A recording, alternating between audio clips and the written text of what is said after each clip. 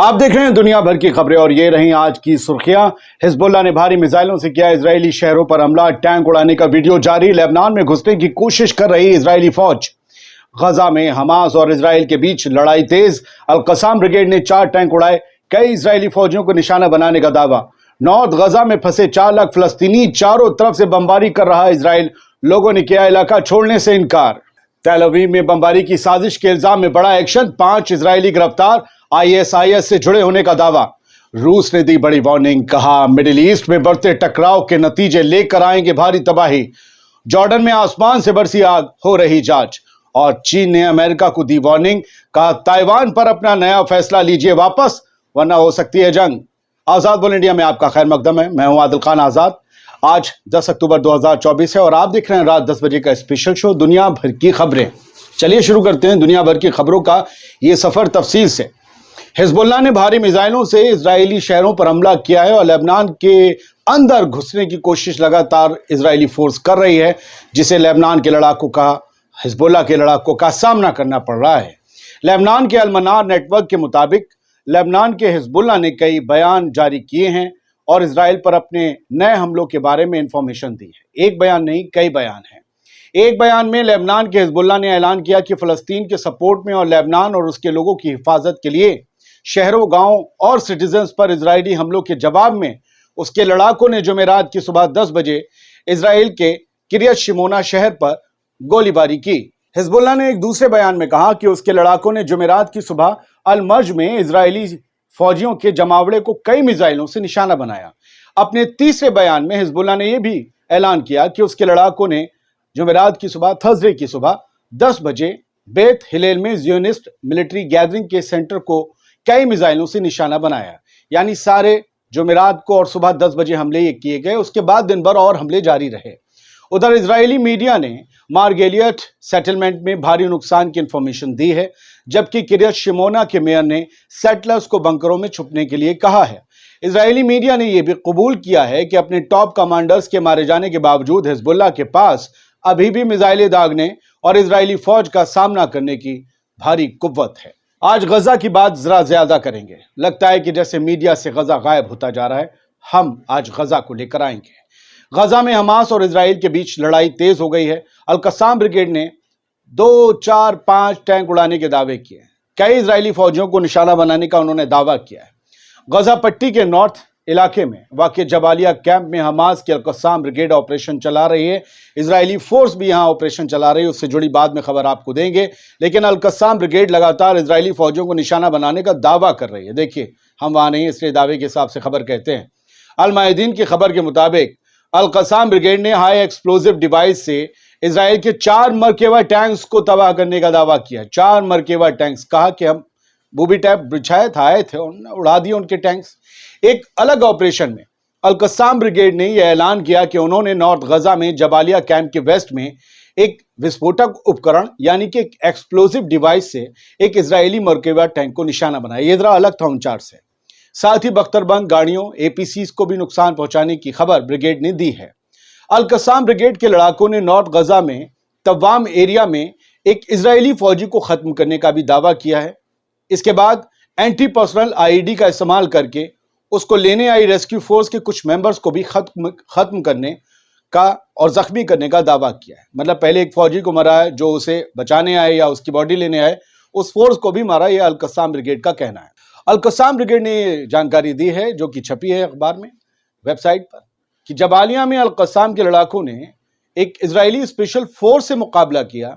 इसमें Israeli force के कुछ मेंबर्स मारे गए। फिलहाल दोस्तों, इस खबर के बाद लगता है कि नॉर्थ गजा में IDF को भारी नुकसान पहुंच रहा है।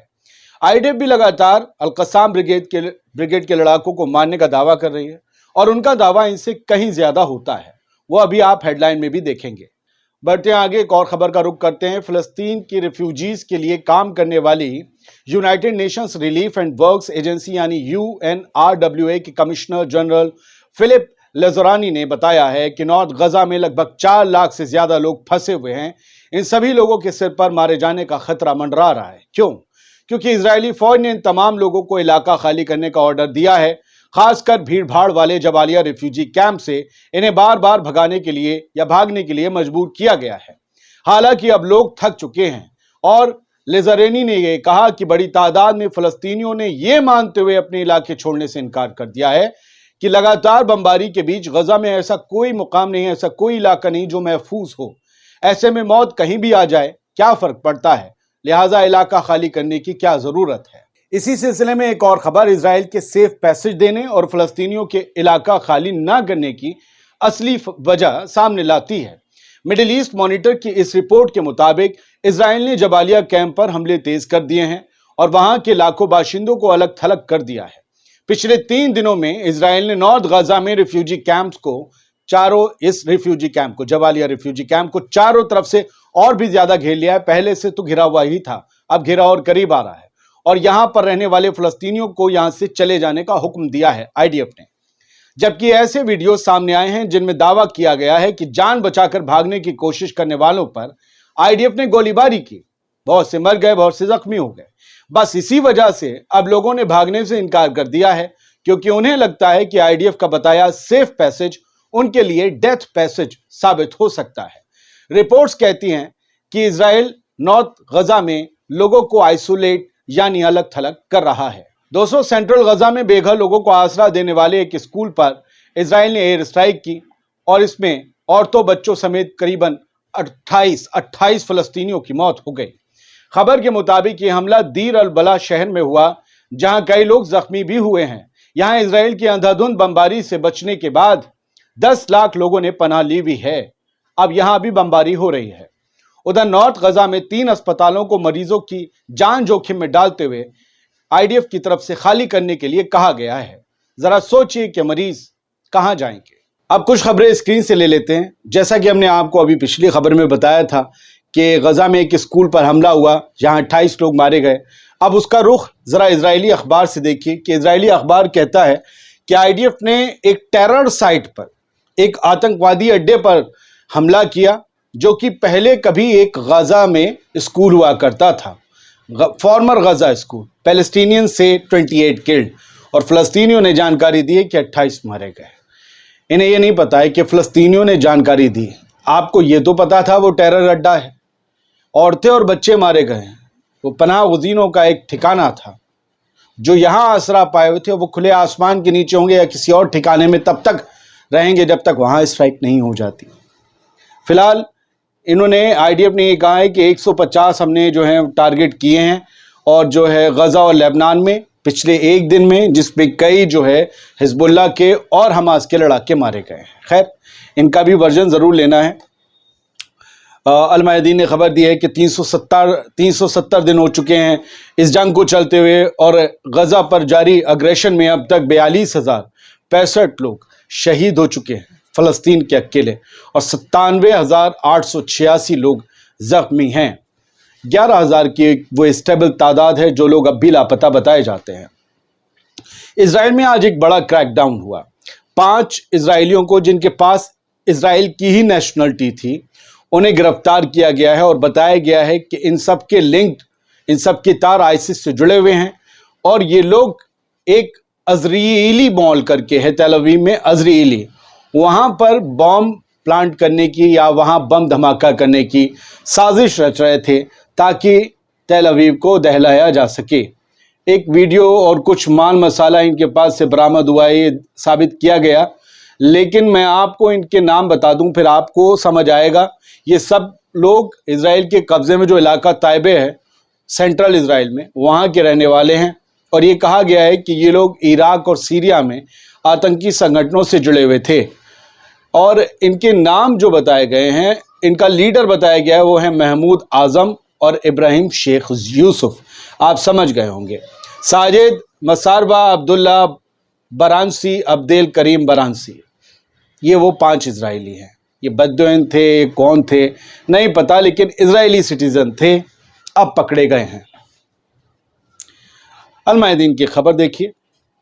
अल मायदीन के ही कैमरे में कैद हुआ है एक जलता हुआ, धूं धूं कर चलता हुआ टैंक, जिसे हिजबुल्लाह ने अपने रॉकेट से और एंटी टैंक मिसाइल से निशाना बनाया। ये कहा गया है कि फ्रंट लाइंस पर, बॉर्डर पर ये सब कुछ हो रहा था, तब अल मायदीन का कैमरा एक्टिव था और दिखाया। उसके बाद इस पर जाकर एक धमाका होता है اور یہ ٹینک دھوں دھوں کر جلنے لگتا ہے۔ حزب اللہ لگاتار نقصان پہنچا رہا ہے اسرائیلی فورس کو۔ یہ اور بات ہے کہ حزب اللہ کو بھی بھاری نقصان پہنچ رہا ہے۔ جارڈن نے کہا ہے کہ اس کے یہاں ایک آسمان سے ایکسپلوزیو آبجیکٹ گرا ہے۔ عقابہ ایک ایریا ہے جارڈن میں، وہاں پر یہ ایکسپلوزیو آبجیکٹ، مطلب ایک یوں کہیے کہ دھماکے دار جس میں آگ لگ جائے، ایسا آبجیکٹ آسمان سے گرا ہے۔ یہ کیا ہے؟ اب وہاں کی انٹیلیجنس اس کی جانچ کر رہی ہے، کیا ہو سکتا ہے۔ فی الحال تو اتنا ہی بتایا گیا کہ جانچ چل رہی ہے۔ ترکی کے صدر رجب طیب ایردوان نے یہ کہا ہے کہ غزہ میں جینوسائیڈل وار کو 1 سال ہو چکا ہے اور یہ ہم سب کے لیے کامن شیم کا، ایک سنیکت شرم کا مقام ہے۔ ہم سب کے لیے ایک مشترکہ شرم کا مقام ہے، ساری انسانیت کے لیے، کہ ہم غزہ کے لیے کچھ نہیں کر پائے، اور ہمیں سب کو یہ مل کر چاہیے کہ ہم اسرائیل کے ظلم کو روکیں، اور ہمیں مل کر چاہیے کہ ہم غزہ اور لبنان کے لوگوں پر جاری ظلموں کا خاتمہ کروا کے وہاں ہیومینیٹیرین ایڈ، دوا، کھانا، جو کچھ بھی پہنچا سکتے ہیں اور جیسی بھی مدد پہنچا سکتے ہیں وہ پہنچائیں۔ ایردوان صاحب نے یہ کہا ہے، آج ایک ملک کے دورے پر تھے، اس ملک کو انہوں نے ڈرون دیے ہیں یا بیچے ہیں، میں آپ کو بتا دے رہا ہوں کہ اس ملک، یہ تھرسڈے کو انہوں نے یہ بیان دیا ہے کہ یہ کامن شیم کا مقام ہے، اور البانیہ میں تھے۔ البانیہ کے پرائم منسٹر ایدی راما سے ملاقات کے بعد البانیہ کی راجدھانی تیرانا میں انہوں نے یہ بیان دیا اور ڈرون بھی دیے۔ خیر، رشیا نے ایک بہت بڑی وارننگ دی ہے تمام مشرق وسطیٰ کے، مڈل ایسٹ کے ممالک کو، خاص طور سے عرب ممالک کو اور ویسٹ کو بھی۔ یہ کہا ہے کہ جو مڈل ایسٹ میں ہو رہا ہے، جو بھی اسرائیل سرکس کر رہا ہے اور جو لوگ اس کے پیچھے شامل ہیں، وہ یہ یاد رکھیں، مڈل ایسٹ میں بہت کچھ گڑبڑ ہونے والی ہے، جس کے نتیجے بہت زیادہ خطرناک ہوں گے، کیٹاسٹروفک ہوں گے۔ رشیا نے وارننگ دی ہے کہ ایسکلیٹ جو ہو رہا ہے کانفلکٹ مڈل ایسٹ میں، وہ دنیا کے اعتبار سے اچھا نہیں ہے، چھوڑ دیجئے کہ لبنان اور فلسطینیوں کے اعتبار سے اچھا نہیں ہے۔ اس آگ میں سب جھلسیں گے، اس آگ میں سب جلیں گے۔ چائنا نے بھیا ایک وارننگ دی ہے۔ یو ایس نے ابھی، چائنا کا نیشنل ڈے تھا 1 اکتوبر کو، آئی تھنک اس دن امریکی صدر جو بائیڈن نے اعلان کر دیا کہ ہم تائیوان کو ملینز کے ہتھیار دیں گے، تو چائنا نے اس کی کنڈمنیشن کی ہے، اپنی زبان بوم کر کے انہوں نے نندا کی ہے، اور یہ کہا ہے کہ بھائی ہم اسے برداشت نہیں کریں گے، اور آپ اپنے اس فیصلے کو ریورس کیجئے۔ China has strongly condemned a recent US arms sales to Taiwan, calling on Washington to reverse the decision, state-run media۔ کہا ہے کہ آپ اپنے فیصلے کو واپس لیجئے، یہ ٹھیک نہیں ہوگا، اور کہا ہے it must be emphasized that Taiwan independence means war۔ اگر تائیوان آزاد ہونا چاہتا ہے نا، وہ کہتا ہے ہم چائنا کا پارٹ نہیں ہے۔ چائنا یہ کہتا ہے کہ ون چائنا والے مشن کے تحت وہ ہمارا حصہ ہے، وہ ون چائنا میں آتا ہے تائیوان۔ تو چائنا نے کہا ہے کہ اگر تائیوان کی آزادی کی کوئی بات کرتا ہے یا اس کے لیے کوئی تحریک یا کوئی کام شروع کرتا ہے، تو وہ یاد رکھے تائیوان کی آزادی کا مطلب وار ہے۔ بائی لائن میں دیکھ لیجئے، Taiwan independence means war. Defence ministry spokesperson of China نے یہ بات کہی ہے۔